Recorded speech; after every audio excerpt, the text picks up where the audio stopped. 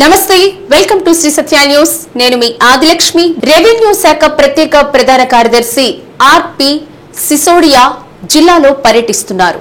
జిల్లా పర్యటనకు వచ్చిన సిసోడియాకు collector Tamim Ansariya, joint collector R Gopalakrishna, DRO B Chinavobulesu, RDO K Lakshmi ప్రసన్నలు పుష్పగుచ్చాలతో స్వాగతం పలికారు. రెవెన్యూ సదస్సులలో వచ్చిన అర్జీల పరిష్కారం, రీసర్వే జరుగుతున్న తీరుపై శనివారం సబ్ కలెక్టర్, ఆర్టీఓలు, తహసీల్దార్లతో సిసోడియా ప్రత్యేక సమావేశం నిర్వహించారు.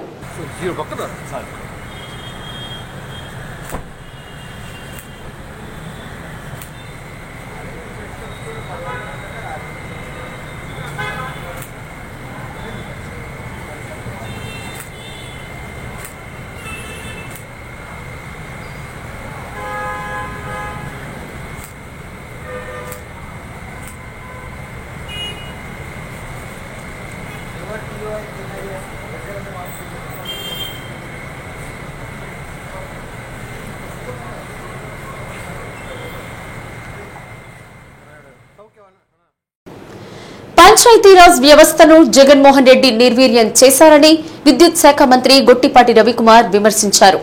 అద్దంకి నియోజకవర్గంలోని బల్లికురువ మండలం వైదన గ్రామంలో మంత్రి గొట్టిపాటి పర్యటించారు. ముఖ్యమంత్రి చంద్రబాబు ఆలోచనలకు అనుగుణంగా గ్రామాలను అభివృద్ది చేస్తున్నామని తెలిపారు. వైదిన గ్రామంలో 50 లక్షల రూపాయలతో నిర్మించనున్న ముస్లిం కళ్యాణ మండపానికి మంత్రి శంకుస్థాపన చేశారు. అదేవిధంగా 20 లక్షల రూపాయల నిధులతో నిర్మించిన సీసీ రోడ్లు, డ్రైనేజ్ కాలువలను గొట్టిపాటి ప్రారంభించారు. కొందరు దివ్యాంగులకు ఎలక్ట్రికల్ ట్రై సైకిళ్లను ఉచితంగా పంపిణీ చేశారు. ఆంధ్రప్రదేశ్లోని గ్రామాలను పట్టణాలకు ధీటుగా తీర్చిదిద్దుతామని తెలిపారు. అనంతరం ప్రజా దర్బార్ నిర్వహించిన మంత్రి గొట్టిపాటి ప్రజల నుండి వినతి పత్రాలు స్వీకరించారు. ఎంతో వ్యయ ప్రయాసల కోర్చి గ్రీవెన్స్ కార్యక్రమానికి వచ్చిన ప్రజల సమస్యలను సాధ్యమైనంత త్వరగా పరిష్కరించాలని సంబంధిత అధికారులను మంత్రి ఆదేశించారు. శంకుస్థాపన చేసిన ముస్లిం కళ్యాణ మండపాన్ని 4 నెలల్లో నిర్మాణం పూర్తి చేస్తామన్నారు. అదేవిధంగా బడుగు బలహీన వర్గాలకు చెందిన హాస్టళ్ల నిర్వహణ విషయంలో వైసీపీ ప్రభుత్వం తీవ్ర నిర్లక్ష్య ధోరణి అవలంబించిందని మంత్రి గొట్టిపాటి ఆగ్రహం వ్యక్తం చేశారు. కార్యక్రమంలో టీడీపీ నాయకులు, కార్యకర్తలు పాల్గొన్నారు.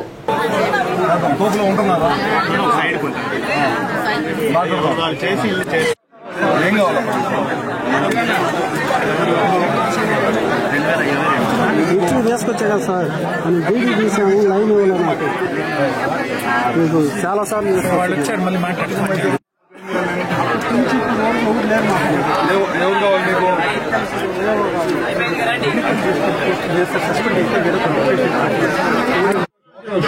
అదొకటి, ఇంకా పిల్లల చదువు కోసం అని చెప్పి డబ్బులు ఇస్తా ఉన్నారు. నెక్స్ట్ మంత్ మనకి రేపు పిల్లలు స్కూల్కి వెళ్లే లోపల డబ్బులు రెడీ చేస్తున్నారు. అదొకటి.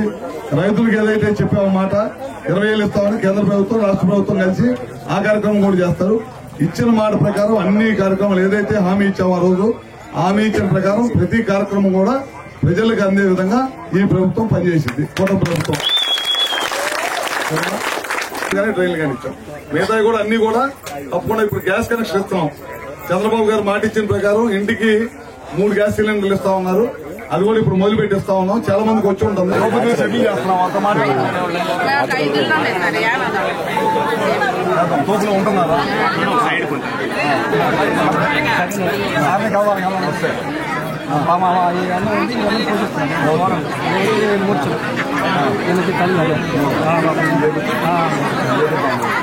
ఏదైనా పెట్టి చెబుతాం.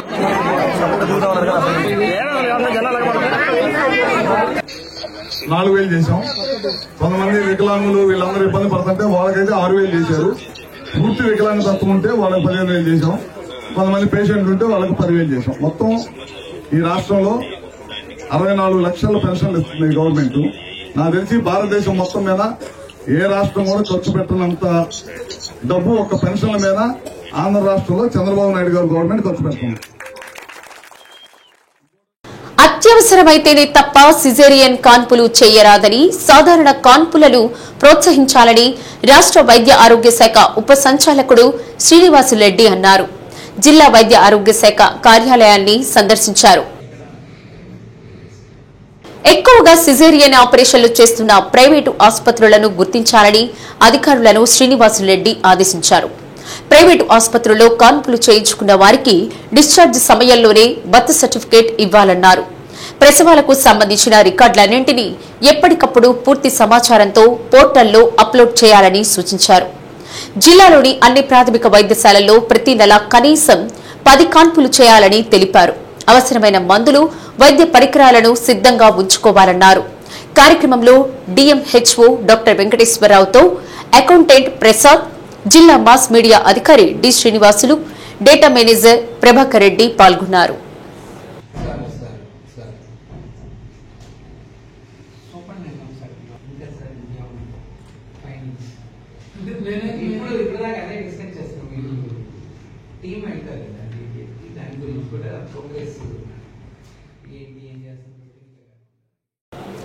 బ్యాంకుల్లో పనిచేస్తున్న ఉద్యోగుల సమస్యలను పరిష్కరించాలని united forum of bank union నాయకులు డిమాండ్ చేశారు. యూనియన్ ఆధ్వర్యంలో ఒంగోలులోని ఎస్బీఐ టౌన్ బ్రాంచ్ కార్యాలయం వద్ద అన్ని బ్యాంక్ యూనియన్ల నాయకులు కలిసి నిరసన కార్యక్రమాన్ని చేపట్టారు. కేంద్ర ప్రభుత్వాన్ని అడ్డుపెట్టుకుని బ్యాంకు యాజమాన్యాలు ఉద్యోగుల పట్ల అనుసరిస్తున్న విధానాలు దారుణంగా ఉన్నాయన్నారు. వారంలో 5 రోజుల పని దినాలు అమలుతో పాటు ఖాళీగా ఉన్న పోస్టులను భర్తీ చేయాలని, తాత్కాలిక ఉద్యోగులను రెగ్యులర్ చేయాలని కోరారు.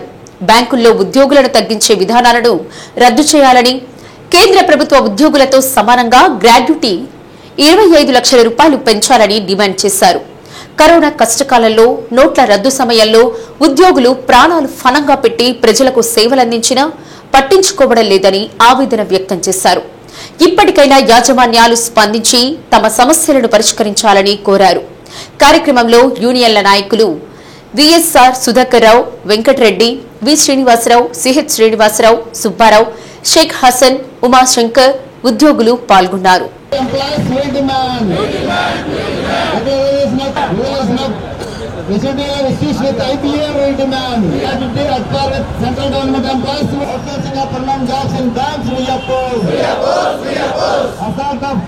On bank staff we have condemned. Our demand, yes demand. Our demand, yes demand. Our people shall fight. We successfully fight. We have demand. Adequate recruitment in all cadres we demand. We demand. Implementation of a 5-day time. అటువంటి staff retirement అయిపోతున్నారు కానీ new recruitments ఇంతవరకు తీసుకోవట్లేదు government. కనుక వీటన్నిటి మీద మా యొక్క సమస్యల్ని, మా యొక్క కోరికలను తీర్చేదాని కోసం మేమందరం ఈరోజు డెమాన్స్ట్రేషన్ కార్యక్రమం మొదలుపెట్టాము.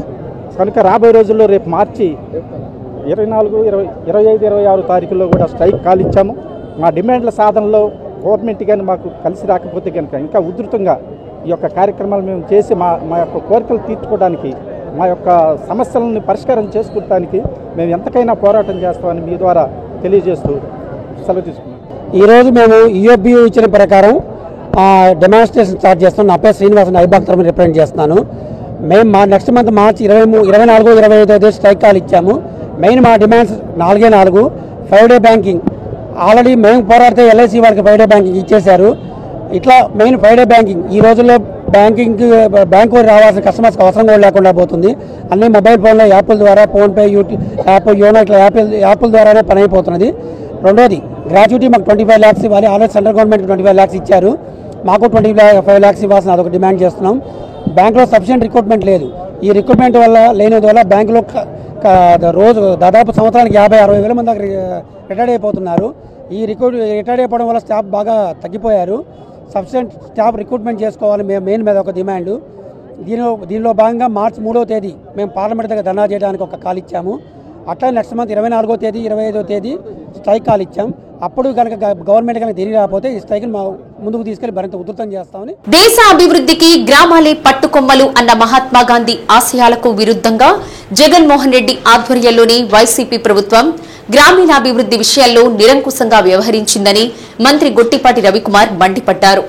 అద్దంకి నియోజకవర్గంలోని బల్లికురువ మండలం వైదన గ్రామంలో మంత్రి గొట్టిపాటి రవికుమార్ పర్యటించారు. ఈ సందర్భంగా మంత్రి మీడియాతో మాట్లాడుతూ పంచాయతీరాజ్ వ్యవస్థను నిర్వీర్యం చేసిన జగన్ రెడ్డి గ్రామాల అభివృద్ధి నిధులను పక్కదారి పట్టించారని ఆరోపించారు.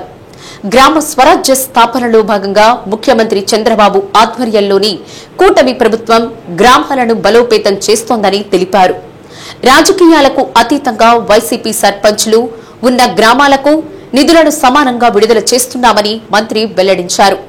రాష్ట్రంలోని 13,326 గ్రామ పంచాయతీల అభివృద్ధికి కూటమి ప్రభుత్వం 998 కోట్ల రూపాయల నిధులు విడుదల చేసిందని వివరించారు. ముఖ్యమంత్రి చంద్రబాబు నాయుడు వ్యవస్థలను గౌరవించే వ్యక్తి అని, ఎన్నికల సమయంలోనే తాము రాజకీయం చేస్తామని, మిగిలిన సమయంలో రాష్ట్రాన్ని అభివృద్ధి చేస్తున్నామని గొట్టిపాటి స్పష్టం చేశారు. సీఎంగా పదవి అనుభవించిన జగన్ భద్రత విషయాల్లో అనవసర రాద్ధాంతం చేయడం సిగ్గుచేటన్నారు. కార్యక్రమంలో టీడీపీ నాయకులు, అధికారులు పాల్గొన్నారు. ముఖ్యమంత్రిగా పనిచేసిన వాళ్ళు కోడ్లు వెళ్లారు, అది తప్పు. సెక్యూరిటీ కావాల్సినంత ఉందో ఇబ్బంది లేదు.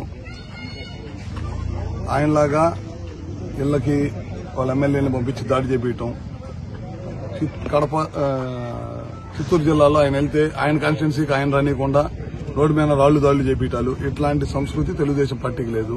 ఇవాళ చూశారు, 8 నెలలు కాలమైంది, ఎక్కడ కూడా కక్ష సాధింపులు లేకుండా పనిచేస్తా ఉన్నాము. గతంలో ఏ ఎమ్మెల్యేకి గానీ, ఏ తెలుగుదేశం పార్టీ కార్యకర్తలకు గానీ, ఏ నాయకులకైనా వ్యాపారాలు ఉన్నా దాళ్లు చేయటం, రాజకీయంగా ఏదన్నా కొద్దిగా యాక్టివ్గా ఉన్న తెలుగుదేశం పార్టీకి వెళ్లి వాళ్ళని పిలిచి పోలీస్ స్టేషన్లకు పిలిచి బెదిరించటం అవన్నీ చేసేవాళ్ళు. ఇప్పుడు ఈ ప్రభుత్వం అలాంటి వాటికి పూర్తి దూరంగా ఉంది, లేకుండా చేయాలని చెప్పేది ఈ ప్రభుత్వం. అదేవిధంగా ఈ గ్రామంలో హాస్టల్ ఉంది. గడిచిన ప్రభుత్వం ₹1 కూడా దాన్ని ఖర్చు పెట్టకపోవడం వలన హాస్టల్ నుంచి ఒక్క పిల్లలు కూడా లేకుండా వెళ్ళిపోయారు. మనం చూసి ఉంటారు మీరు, సొంత మామూలులో 50 లక్షల రూపాయలు ఖర్చు పెట్టేసి హాస్టల్ మొత్తం కూడా మళ్ళీ బిల్డింగ్ మొత్తం కూడా కట్టేసాం అన్నమాట, రెనోవేట్ చేసేసాం. పిల్లలను చేర్పించడం కోసం ప్రయత్నం చేస్తాం. అదేవిధంగా వైదంలో కూడా పూర్వం నుంచి, నేను ఎమ్మెల్యే కాకముందు నుంచి ఈ గ్రామానికి ఒక హాస్టల్ ఉండేది. దాదాపు 150 నుంచి 200 మంది పిల్లలు చదువుకుంటా ఉన్నారు. అలాంటి హాస్టల్ని పూర్తిగా నిర్వీర్యం చేసి వదిలిపెట్టారు.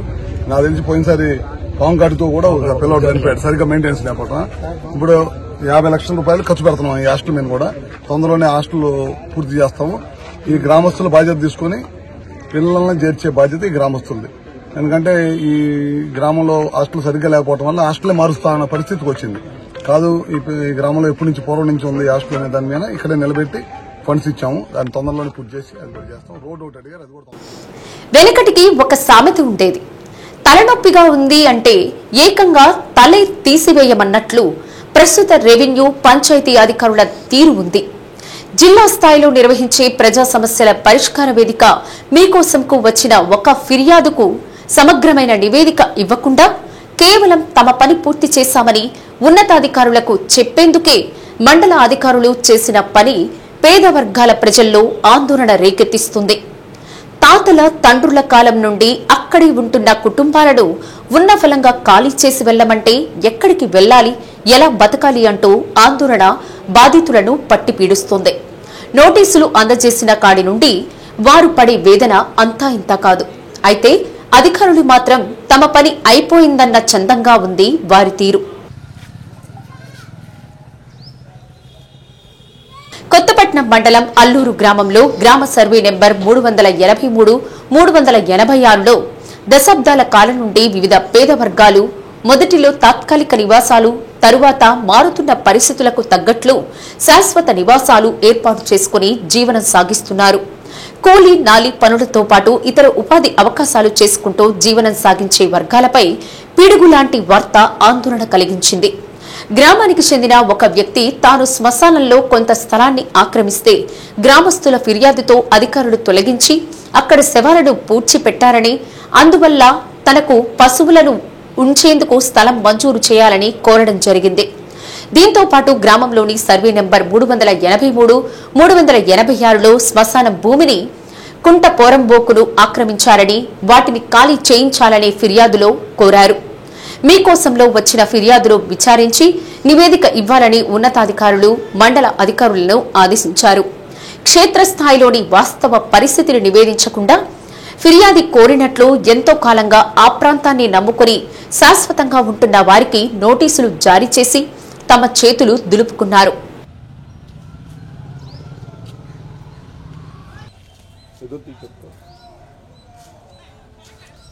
సార్, నా పేరు దాసరి చిట్టిబాబు అండి, అల్లూరు ఎస్సీ కాలనీ. మేము దరిదాపుగా 3 తరాల నుంచి మేము ఇక్కడ నివాసం ఉంటున్నాము.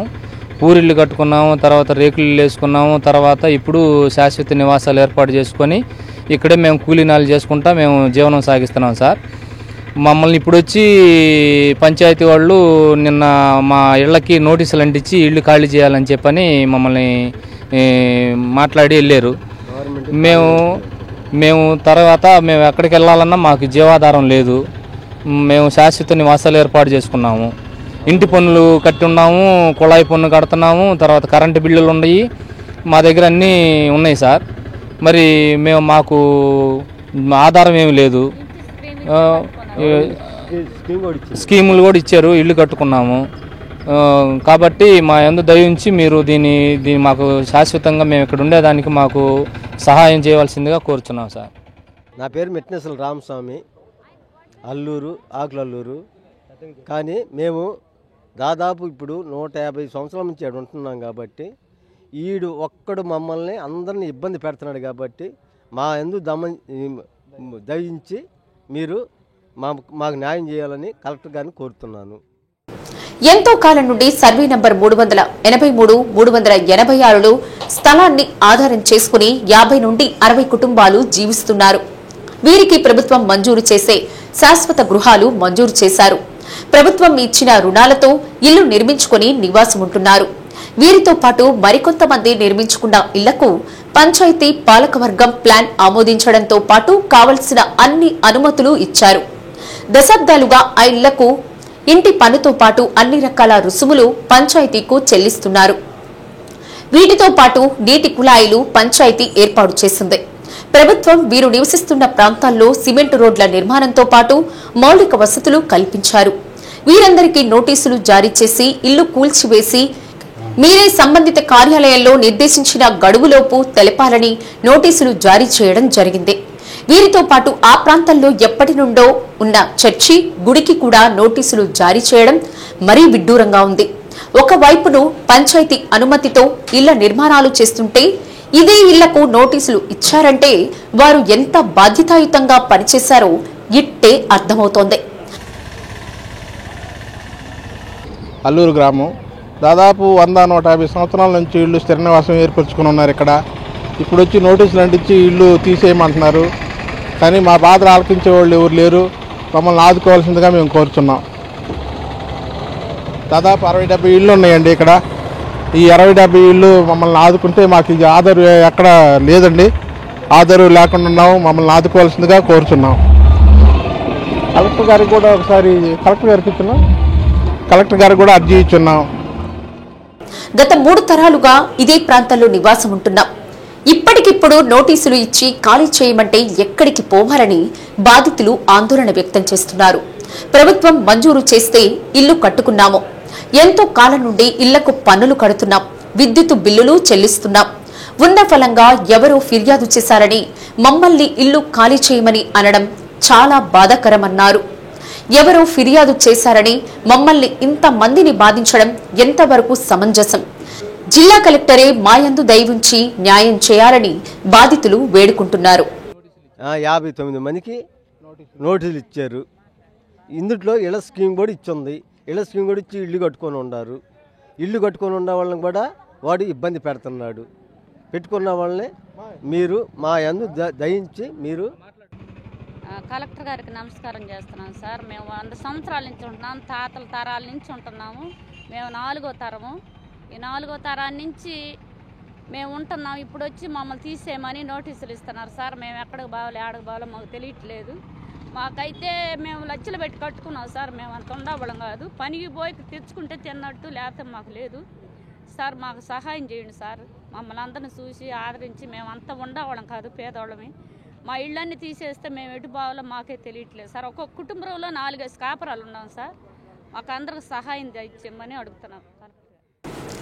అమ్మ ప్రేమలా స్వచ్ఛమైనది, చిన్నారుల నవ్వు పవిత్రమైంది, అమృతం కంటే తియ్యనైనది అందమైన మన మాతృభాష అని ఒంగోలు నియోజకవర్గ వైసీపీ ఇన్ఛార్జ్ చుండూరి రవిబాబు అన్నారు. మహనీయులను స్మరించుకుంటూ ప్రజలందరికీ అంతర్జాతీయ మాతృభాషా దినోత్సవ శుభాకాంక్షలు తెలిపారు. ఒంగోలు మండలం కరవదిలోని శ్రీవాణి నికేతన్ పాఠశాలలో జరిగిన అంతర్జాతీయ మాతృభాషా దినోత్సవ కార్యక్రమంలో చుండూరి రవిబాబు ముఖ్య అతిథిగా పాల్గొన్నారు. ఈ సందర్భంగా రవిబాబు వినిపించిన పద్యం ప్రేక్షకులను అలరింపచేసింది. తెలుగు భాషా దినోత్సవం సందర్భంగా పాఠశాల విద్యార్థులు నిర్వహించిన సాంస్కృతిక కార్యక్రమాలు ఆకట్టుకున్నాయి. కరెస్పాండెంట్ జి చిన వెంకటేశ్వర్లు సిబ్బంది చుండూరి రవిబాబును ఘనంగా సత్కరించారు. కార్యక్రమంలో ఎంపీటీసీ మన్నె శ్రీను, సుబ్బారావు, ప్రెసిడెంట్ కోటేశ్వరరావు, ఉపాధ్యాయులు తదితరులు పాల్గొన్నారు. నేను కూడా మాస్టర్ దగ్గర నేర్చుకున్నానండి. తర్వాత మా అబ్బాయి కూడా మాస్టర్ దగ్గరే చదువుకున్నాడు. మా చిన్న కొడుకు ఇప్పుడు అమెరికాలో ఉన్నాడు. ఇటువంటి గురువుల దగ్గర మనం మోసపడి లక్షల రూపాయలు ఖర్చు పెట్టించి ఏదో స్కూల్లో పంపిస్తాం. అక్కడ వాళ్ళ ఫీజుల మీద ఉన్న ధ్యాస పిల్లల పట్ల బాధ్యత ఉండదు. ఇటువంటి గురువులు పేరెంటల్ కేరింగ్ అంటే తల్లిదండ్రులు పిల్లల పట్ల ఎంత శ్రద్ధగా ఉంటారో, తర్వాత ప్రతి పిల్లలు భవిష్యత్తుకి వాళ్ళు బాధ్యత తీసుకుంటూ శ్రద్ధగా పిల్లలను గౌరవిస్తూ ఉండే ఇటువంటి గురువుల దగ్గర చదువుకోవడం కూడా ఒక అదృష్టం అని నేను భావిస్తా ఉన్నా. నేను 50 సంవత్సరాల క్రితం, సుమారు 47-48 సంవత్సరాల క్రితం మాస్టర్ గారి దగ్గర చదువుకుంటే నేను పెరిగే కొద్దీ మాస్టర్ గారు గుర్తుపెట్టుకుంటూ ఆప్యాయంగా వాళ్ళ బిడ్డలాగా నన్ను ఆయన నా ఎదుగుదలను కోరుకుంటూ నన్ను అప్పుడప్పుడు ఫోన్ చేసి ఆశీర్వదిస్తుంటే నాకు చాలా సంతోషంగా ఉంటుంది. నేను ఆయనకు రుణపడున్నాననే భావన నాకు కలుగుతుంది. అది కాన్వెంట్ లో సహజంగా దొరకని ఈ ప్రేమ ఇటువంటి గురుకులాల్లో మాత్రమే, అంటే గురుకులం ఇంటర్నాటిది రెసిడెన్షియల్ కాకపోయినా కూడా ఇటువంటి గురువుల దగ్గర నేర్చుకునే పాఠాలే గురుకులాల్లో నేర్చుకుంటారని నా భావన. నేను కూడా ఒక 45 సంవత్సరాల నాడు నేర్చుకున్న పద్యం పిలిపిస్తాను, ఇప్పటికే గుర్తుంది నాకు కూడా.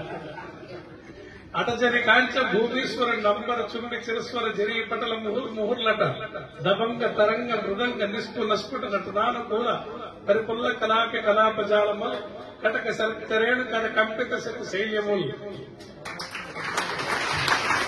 ఈ పద్యం నేర్చుకున్నట్టు నాకు అర్థం తెలియదు. నా సీనియర్ స్టూడెంట్ నాకు ఛాలెంజ్ చేసి నువ్వు ఈ పద్యం నేర్చుకుంటా ఉంటారా, నన్ను 2 రోజులు సమ్మర్ హాలిడేస్ లో ఈ పద్యం చెప్పించాడు. ఛాలెంజ్ చేసి చెప్తే అంజియ బుద్ధుడు అంజియ నటాల అంజియ చెప్తే నేను చెప్పమని 4 సార్లు చెప్పించుకొని మరుసటి రోజు అప్పచెప్పా. అది ఇప్పటి వరకు కూడా నాకు నాలుగు మీద గుర్తుంది.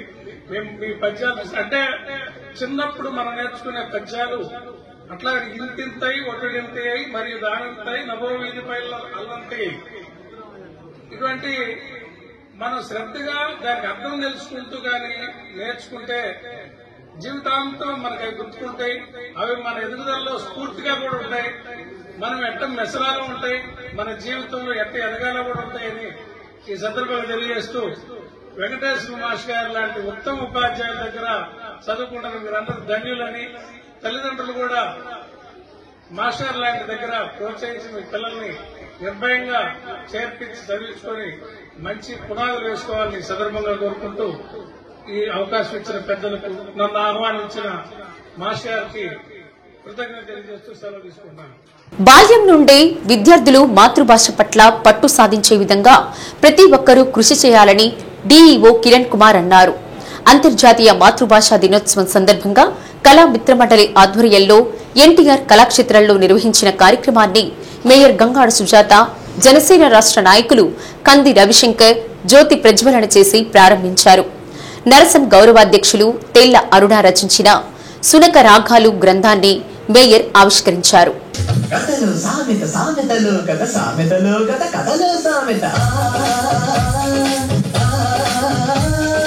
ఇంటిపైన గుమ్మడి కాదు కాసేనంట కాయలెన్నో, గుమ్మడి కాయలెన్నో పెరటిలో నా మొక్కలకై వచ్చేనంట లేక ఒకటి, దొంగ లేక ఒకటి, చిలిపి ఉడత ఒకటి వచ్చి కరికనంట గుమ్మడికాయ పుట్టుకున్నా అది చిన్న చిన్న చిన్న చిన్న చాడు వచ్చి దొర్లినంట మేక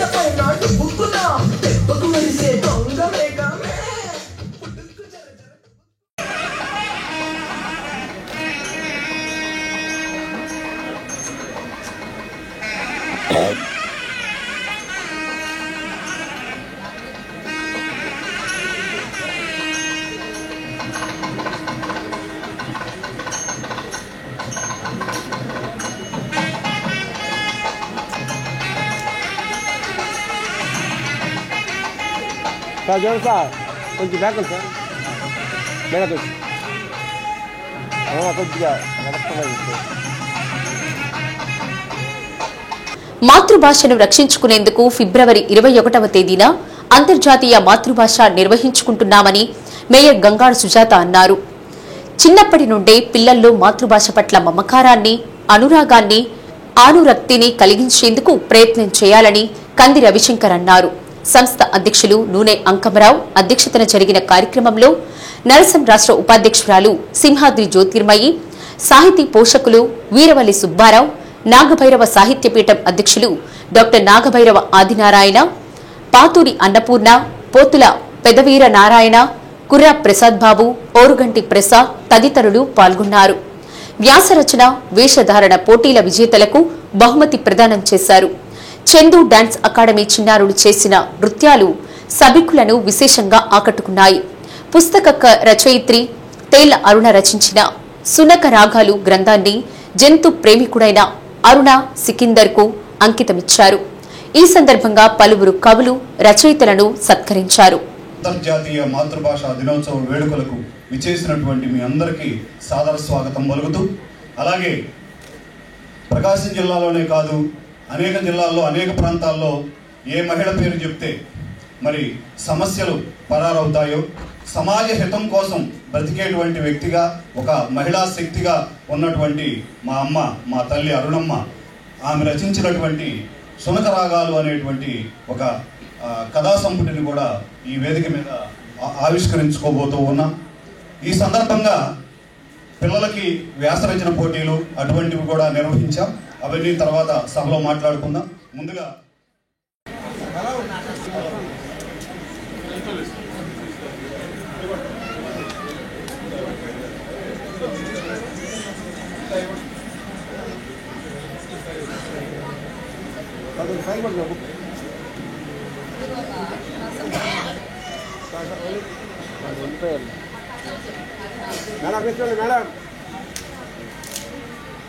బాలగేయాలు ఆయన దాదాపు 60 కావ్యాల పైన ముందు వరుసలో ఉంచారు.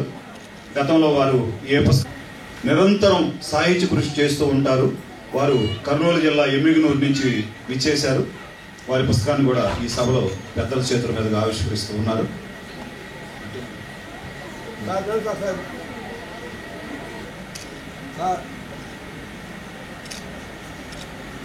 గుర్తుగా చాలా ప్రేమగా నాకు హ్యాపీ అనిపించిందండి.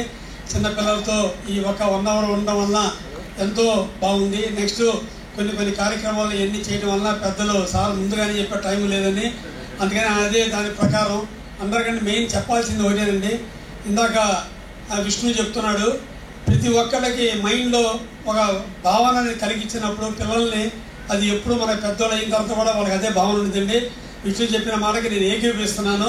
చాలా మంచి చెప్పారు విష్ణు గారు, థ్యాంక్ యూ వెరీ మచ్. ఎందుకంటే ఒక భావన అనేది మన ఇంట్లో ఏమి నేర్పుతామో పిల్లలకి అదే వచ్చింది. విద్య కానీ ఇది కానీ కార్యక్రమాలు కానీ ఇలాంటివన్నీ చేస్తున్న పెద్దలు గురువులు చాలామంది ఇక్కడ ఉన్నారు. వాళ్ళందరి ముందు నేను మాట్లాడే దానికి కూడా చాలా తక్కువ. అయినా సరే వీళ్ళందరూ ఉన్న ఆశీర్వాదంతో ఉన్న ప్రతి ఒక్కరి పిల్లలకి వచ్చారు. చాలా ఆనందంగా ఉంది. ఇలాంటి కార్యక్రమంలో తల్లిదండ్రులు ముందుగా తీసుకొచ్చి ఇవన్నీ ఉండటం వల్ల వాళ్ళందరికీ భావన అనేది మారిపోయిందండి. ఇలాంటి భావన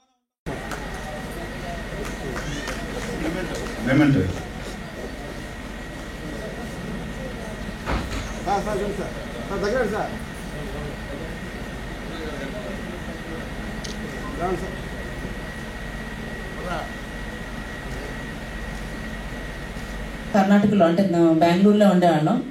బెంగళూరులో అయితే కంపల్సరీగా ఫస్ట్ స్టాండర్డ్ నుంచి 8th క్లాస్ వరకు తెలుగు కంపల్సరీ, కన్నడ కంపల్సరీ. ఎందుకంటే వాళ్ళకి 8th క్లాస్ వరకు కన్నడ ఉండాలి. దాని తర్వాత ఇంకా ఏ భాష అన్నా, హిందీ అన్నా, ఇంకా అందరి భాషలు ఏదైనా తీసుకోవచ్చు. అలాగే మనకి కూడా ఇంగ్లీష్ మీడియం స్కూల్స్ అయినా కూడా తెలుగు భాష అనేది మన తెలుగు వాళ్ళం కాబట్టి 10th క్లాస్ వరకు అంటే తెలుగు సెకండ్ లాంగ్వేజ్గానే కాకుండా కంపల్సరీగా నేర్చుకోవాలి. రాయను చదవడం కనుక నేర్చుకుంటే మాటలు ఎలాగో మాట్లాడతాము. అందులో మనం మాట్లాడే ఎక్కువ మాటలు ఇంగ్లీష్ పదాలు దొరుకుతాయి. అంటే తెలుగులో చాలా వరకు కొన్ని పదాలకి అంటే మనకు వాడుక భాషలోనూ కూడా ఇంగ్లీష్ పదాలు ఎక్కువగా దొరుకుతాయి. మరి మా చిన్నతనంలో అయితే తెలుగు పదాలు ఎక్కువగా ఉండే, రాను రాను ఇంగ్లీష్ మీద ఉండే మక్కువ కావచ్చు, అలవాటు కావచ్చు, ఇంగ్లీష్ మీడియం స్కూల్స్ ఎక్కువ ఉండొచ్చు. ఏదైనా సరే తెలుగు పదాల కన్నా ఇంగ్లీష్ పదాలను జోడించి తెలుగు మాట్లాడుతున్నాను. అలాగైతే కొంతకాలానికి మనం అందరం భయపడినట్లుగా ఇంగ్లీష్ కళామిత్రుల చైర్మన్ గా. రెండో అంశం మాతృభాషా దినోత్సవం సందర్భంగా అసలు మొట్టమొదటి ప్రోగ్రాం ఏంటంటే కవులకి సత్కారం చేయటం. అందుకోసంగా నెల్లూరు నుంచి, గుంటూరు నుంచి, విజయవాడ నుంచి మా కవయిత్రులు అట్లాగే కొంతమంది కవులు వచ్చున్నారు. వాళ్ళంతా కూడా వాళ్ళ ఫీల్డ్స్లో ఇక్కడ నెల్లూరు నుంచి వచ్చిన వాళ్ళు కానీ మా వాళ్ళందరూ ఎదురుగా ఉన్నారు. నాకు కన్నుల పండుగగా ఉంది. వాళ్ళందరికీ సన్మానం చేయడం మా అదృష్టం. మా ఈ శైలజ దగ్గర నుంచి, మా దగ్గర నుంచి సులోచన గారి పేరు పేరున అందరికీ, పింగళి భాగ్యలక్ష్మి గారి దగ్గర ప్రతి వాళ్ళకి ముందుగా మీ ప్రోగ్రాంలో ముఖ్యమైన అంశం మీకు సన్మానం చేయటమే. అది తెలియజేస్తూ మీ అందరికీ అభినందన తెలియజేస్తూ ఇక నా పుస్తకం గురించి ఒకే ఒక మాట. నేను పిలిచినటువంటి అందరూ నా ఆత్మీయులు, నా హృదయానికి చాలా దగ్గరగా వచ్చిన వాళ్ళందరూ కూడా చాలా మంది వచ్చారు. అది నేను పిలిచినటువంటి ఆ తమ్ముళ్ళు కానీ, నా స్నేహితులు కానీ, మిత్రులు కానీ వారందరికీ కూడా మనస్ఫూర్తిగా అభినందన. అట్లాగే రెండవది ఏంటంటే, మూడో అంశం లాస్ట్, ఈ పుస్తకం సంబంధించి ఏంటంటే సునగరాగం నాకు ఇన్స్పిరేషన్ అంటే సికిందర్. ధన్యవాదాలు. నాకు ఈ అవకాశం ఇచ్చిన అరుణ మేడంకి నా హృదయ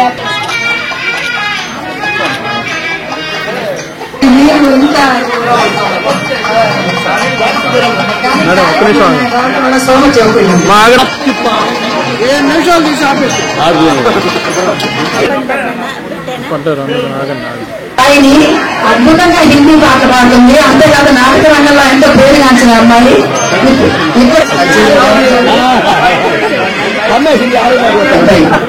నాలని నరసమ్మగా త్వరగా రావాలి, పరిగెత్తాలి తీసుకొచ్చుకుంటారు. అవునా, ప్రతి కథకి బొమ్మకు వస్తోంది. ఏడుగురు వాళ్ళు నా మధ్యలో వచ్చారు కాబట్టి కోరుకుంటూ ఉన్నాం. మరోసారి అభినందన. 29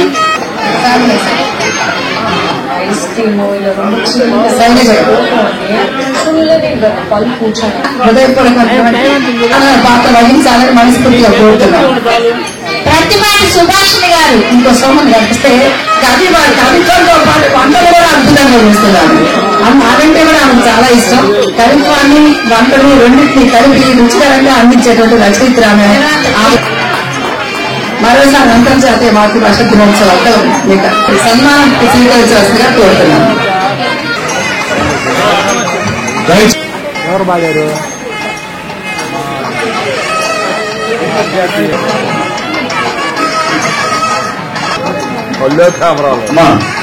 నేను చెప్పిన ప్రకారం జిల్లా వైజ్ గా ఇది తీసుకున్నాడు. తదుపరి డిఓ గారి చేతుల మీదుగా కవులకు సత్కారం. వరుసన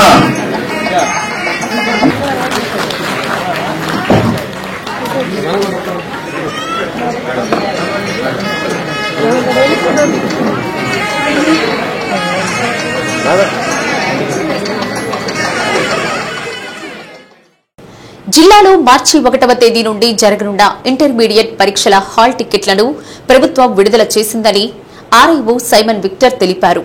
ప్రభుత్వం ఏర్పాటు చేసిన 9553000009 వాట్సాప్ నెంబర్ ద్వారా డౌన్లోడ్ చేసుకునే విధంగా ప్రభుత్వం అవకాశం కల్పించింది.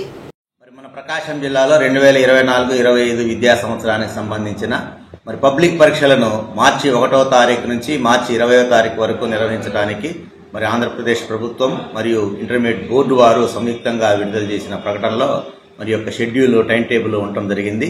అందులో భాగంగా రేపు మార్చి 1వ తారీఖు నుంచి పరీక్షల నిర్వహణకు అన్ని ఏర్పాట్లు గౌరవ కలెక్టర్ గారి యొక్క ఆధ్వర్యంలో ఏర్పాటు చేయడం జరిగింది. ముందుగా మన ప్రకాశం జిల్లాలో మొదటి సంవత్సరం, రెండవ సంవత్సరం విద్యార్థులు 42,638 మంది విద్యార్థులు ఈ పరీక్షలకు మన జిల్లాలో మరి రాయడానికి సిద్ధమవుతున్నారు.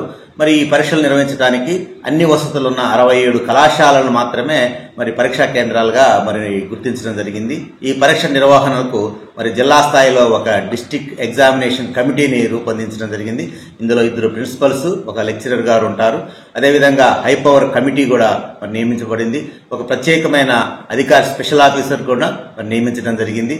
3 సిట్టింగ్ స్క్వాడ్లు, 3 ఫ్లయింగ్ స్క్వాడ్ల ఆధ్వర్యంలో ఈ యొక్క పరీక్షలన్నీ నిర్వహించడానికి మరి మేమందరం సమాయత్తమయ్యారు.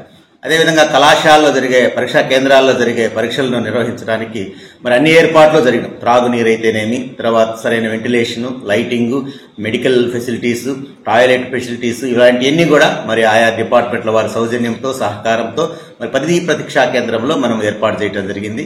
అదేవిధంగా ప్రతి పరీక్షా కేంద్రంలో జరిగే పరీక్షల యొక్క నిర్వహణను మరి సీసీ కెమెరాల ద్వారా జిల్లా స్థాయిలోను రాష్ట్ర స్థాయిలో మరి వీక్షించడానికి కూడా మరి సీసీ కెమెరాలను ఏర్పాటు చేసి వాటిని స్ట్రీమింగ్ కూడా చేయడం జరిగింది.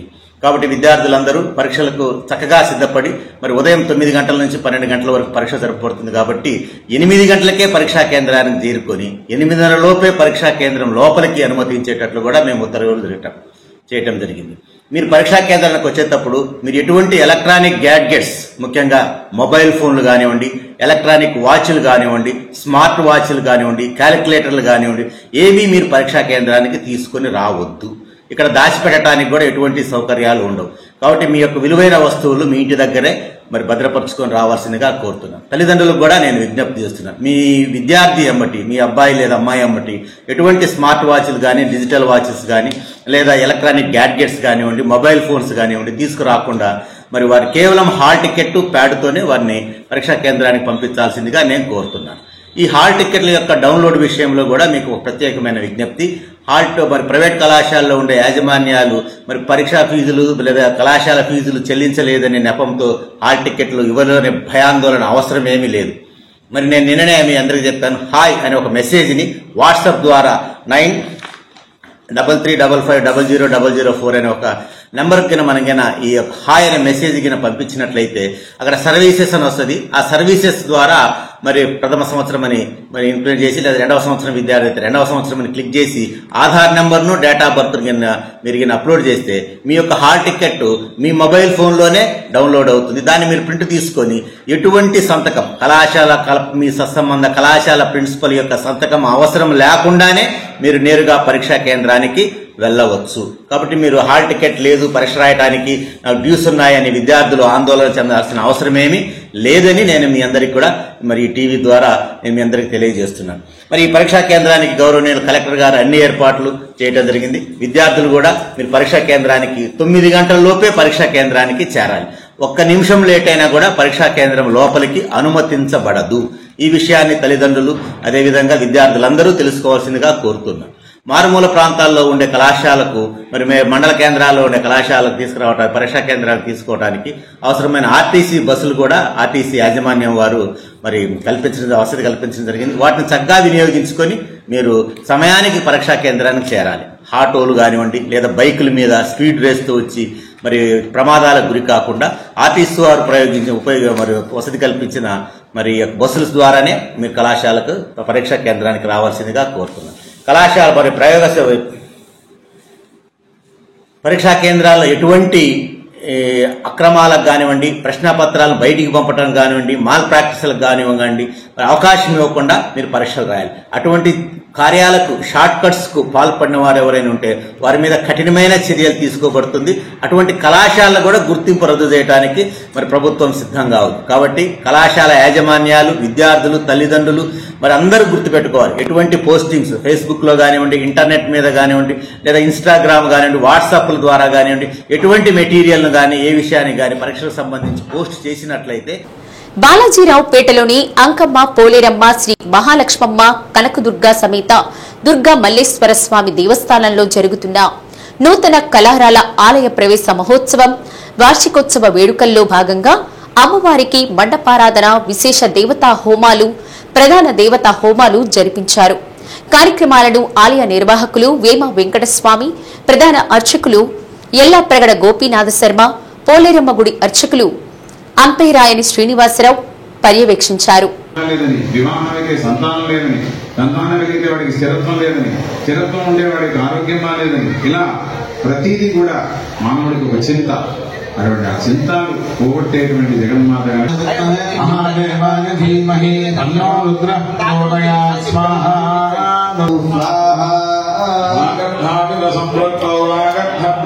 అమ్మాని అనుగ్రహించాలి. నాకు ఏమక్కర్లా, నాకేం కావాలో నీకు తెలుస్తుంది. నా కోరిక ఏదన్నా పొరపాటున ఆ చెడ్డగా కోరేనేమో, తెలియక కోరేనేమో, కనుక నీ మనసుకు తెలుసు నాకేం కావాలో. అది తల్లి ఎవరిస్తున్నాయా శ్రీమాత తల్లిగా అనుగ్రహిస్తున్నాయా. ఈ సృష్టి మొత్తం కూడా ఆవిడ సృష్టిలో చేస్తోంది. అలా రెండోది ఏంటి, శ్రీమంత్రి పార్వతీ పరమేశ్వరం స్వాహ సంపృక్తౌ వాగర్థ ప్రతిపత్తయే జగదప్పితరౌ వందే పార్వతీ పరమేశ్వరం వందే సర్వం వ్యాపిరమేశ్వరం మహాదేవం మహాత్మానం మహాపాతకనాశనం మహాపాపహాంతం జగన్నాథం. ప్రథమంగా వస్తుంది శ్రీ అనగా సాలిపు, తర్వాత సత్వం కాళ, తర్వాత హస్తి అనగా ఏనుగు, శ్రీకాళ హస్తి. శ్రీ సత్య న్యూస్ లో నేటి మాట. మనది కాని పెద్ద బంగ్లాలో బలవంతంగా ఉండడం కన్నా మనదైన పూరి గుడిసెలో స్వేచ్ఛగా బతకడం ఎంతో ఉత్తమం. శ్రీ సత్య న్యూస్ ఇంతటితో సమాప్తం. నమస్కారం.